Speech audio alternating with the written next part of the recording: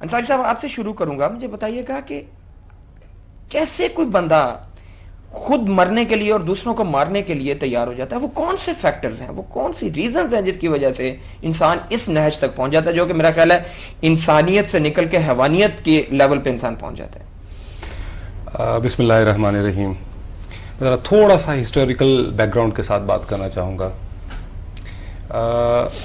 Japan میں غالباً یہ سیکنڈ ورلڈ وار کے زمانے کی بات ہے.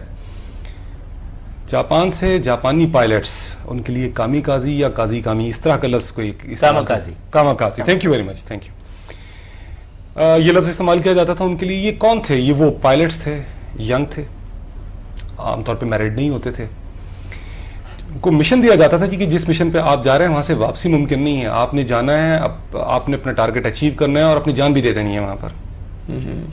ہزاروں کی تعداد میں یا بلا مبالغہ سینکڑوں کی تعداد میں تو ایٹ لیسٹ وہ پائلٹس جاتے تھے, اپنے مشن پہ جاتے تھے. اس زمانے میں ٹیکنالوجی اتنی ترقی یافتہ نہیں تھی کہ جہاز کی واپسی کے بھی امکانات ہوں. اب تو ریفیولنگ ہو سکتی ہے چلتے ہوئے جہازوں کی, اڑتے ہوئے جہازوں کی, اور وہ اپنا ٹارگٹ اچیو کر لیا کرتے تھے.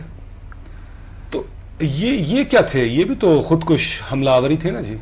گئے, حملہ کیا, اٹیک کیا اور سارا کا سارا کام ختم کیا. یہ ان کی ایک چیز میں اگر آپ کو تھوڑا سا انٹروین کروں, یہ جو تھیوکریسی ہے, اگر آپ ریلیجیس آئیڈیالوجیز کو دیکھیں تو ماضی میں لوگ اس کی وجہ سے جان دیتے بھی رہے ہیں اور لیتے بھی رہے ہیں. میں آتا ہوں صرف نیشنلزم کی بیس پہ بھی یہ ہوتا رہا ہے. مگر یہ کیا ہے؟ یہ نہ تو تھیوکریسی ہے, نہ یہ نیشنلزم ہے, تو کیا ہے؟ تھینک یو ویری مچ. جہاں تک یہ تھیوکریسی اور نیشنلزم کی بات آپ نے کی, یہ بڑی اچھی بات کی, اس پہ بھی میں آتا ہوں. لیکن میں ذرا تھوڑا سا بیک گراؤنڈ پہ ذرا میں بات کر رہا تھا. جیسا کہ ہمیں پڑھایا گیا, بتایا گیا, ہم سب نے پڑھا سنا بہت زیادہ. 65 کی وار ہوئی کہ انڈین ٹینکس آ رہے ہیں, ہمارے پاس تعداد تھوڑی ہے, ہمارے پاس ٹینکس نہیں ہیں, ہمارے فوجی جوان جو ہیں وہ سینے کے اوپر بم لگا کے لیٹ گئے ہیں اور جناب ٹینک آ رہے ہیں تاکہ ان کے ٹینکوں کو اڑا دیا جائے. What was that? وہ خودکش حملہ تھا یا کیا تھا؟ وہ اپنی جان دی جانے والی بات ہو رہی تھی اس کے اندر. لڑتے ہوئے مارنے کی بات نہیں تھی. ایک مسلمان فوجی کی بات کر رہا ہوں میں, اپنے سینے کے اوپر بم باندھ رہے ہیں اور یہ بالکل پتا ہے کہ جس کے بعد میں نے مرنا ہے. اچھا, اس کو ہم کیا کہیں گے؟ شہید کہیں گے یا خودکش حملہ آور کہیں گے؟ ذرا اس کو بھی ڈیفائن کرنے کی ضرورت ہے, ذرا ہسٹری سے اٹھا کے یہ چیز بھی تھریش آؤٹ کرنے کی ضرورت ہے اس حوالے سے. تیسری چیز جو تھیوکریسی کے حوالے سے آپ نے بات کی اور اس کی اپنے نیشنلزم کے حوالے سے بات کی. تھیوکریسی میں اس طرح پیچھے چلے جائیں, اساسینس, حشیشین جن کو کہتے ہیں, اساسین انگریزی کا لفظ وہیں سے یہ نکلا ہے, اور اسیسینیشن جو ہے یہ لفظ وہیں سے نکلا ہے کہ ایک آدمی ایک مشن پہ جاتا ہے اور دھوکے سے جا کے کسی کو قتل کرتا ہے. حشیشین جو ہیں وہ بڑے اس معاملے میں بڑے مشہور تھے کہ وہ اپنا کاز کو پورا کرنے کے لیے وہ اپنا جو ہے سب کچھ سر دھڑ کی بازی لگا دیتے تھے اور خود اپنے آپ کو بھی ختم کر لیتے تھے. اس کے علاوہ یہ چیزیں آپ کو اگر آپ بات کرتے ہیں تو آپ کو سب سے زیادہ ملیں گی سری لنکا کے اندر, ہندو تاملز کے اندر سب سے زیادہ تو انہوں نے کی ہے اس چیز کو. ٹھیک ہے جی. اب آپ کہہ سکتے ہیں کہ چلیے وہ نیشنلزم کی بنیاد پہ. اب تھیوکریسی کی بنیاد پہ آپ آ جائیے, اسلام پہ آئیے. اسلام میں تو کلیئرلی جو ہے اس چیز کی بالکل ممانعت ہے. ہمارے پاکستان کے حوالے سے علماء کے فتوے موجود ہیں اس کے اوپر حرام ہونے کے حوالے سے. میں یہاں پہ ذرا تھوڑا سا آپ کو ایک بات اور بتانا چاہوں گا. اپنی پاکستان کی سچویشن پہ آنے سے پہلے میں ذرا آپ کو چچنیا کی طرف لے جانا چاہوں گا. بلیک وڈوز کے نام سے ایک آرگنائزیشن ہے.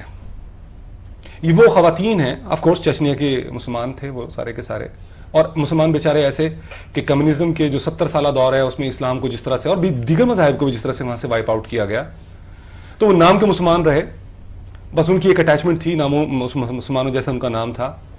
اور وہ بھی بیسیکلی اسلام ان کے اس لیے آئیڈینٹی کا ذریعہ بن گیا کہ اتنی بڑی نیشنلٹیز میں اپنی ایک آئیڈینٹی کو تلاش کرنے کے لیے ان کو بہرحال ایک بیک گراؤنڈ کی ضرورت تھی جو ظاہر ہے کہ ان کو اسلام پرووائڈ کر سکتا تھا. اچھا, یہاں تک رہا سلسلہ. 2 مرتبہ وہاں پہ جنگ ہوئی, وار ہوئی, اور 2 مرتبہ کی جنگ کے اندر جو ہے جس بری طرح سے گروزنی کو برباد کر دیا گیا, جو کیپٹل تھا چچنیا کا. گروزنی کا لفظی مطلب جو ہے وہ ہے خوفناک تباہی والی جگہ. یہ جب پہلی مرتبہ رشینز یہاں پر کامیاب ہوئے تھے اس علاقے کو قبضہ کرنے میں, تب رشینز نے اس کا نام رکھا تھا گروزنی, اور اس کے بعد انہوں نے 95 میں بالکل برباد کر کے رکھ دیا اس گروزنی کو. وہ بالکل کھنڈرات کا شہر ہے, بلکہ بعد میں رشین پارلیمنٹ کو طے کرنا پڑا کہ اب وہاں کا نیا کیپٹل کس جگہ بسایا جائے, کچھ نہیں باقی بچا وہاں پر. ایسے حالات میں وہاں کے لوگوں نے, جو وہاں کی خواتین تھیں, جو بیوائیں تھیں, ان کے بچوں کے ساتھ جو کچھ ہوا, کہ خاوندوں کے ساتھ جو کچھ ہوا, گھر کے دوسرے لوگوں کے ساتھ جو کچھ ہوا, ان کے پاس سوائے اس کے کہ اور کوئی ذریعہ نہیں تھا, اور ان کے پاس کوئی راستہ نہیں بچا تھا کہ انٹرنیشنل کمیونٹی ان کی بات سننے کے لیے تیار نہیں. میڈیا میں کہیں آنے نہیں دیا جاتا ان کی باتوں کو. ان کے پاس پھر کیا رستہ باقی بچا تھا؟ انہوں نے اپنی آرگنائزیشن فارم کی اور اس کا نام باقاعدہ انگریزی میں جو ترجمہ کیا گیا ہے وہ بلیک وڈوز کے نام سے ہے.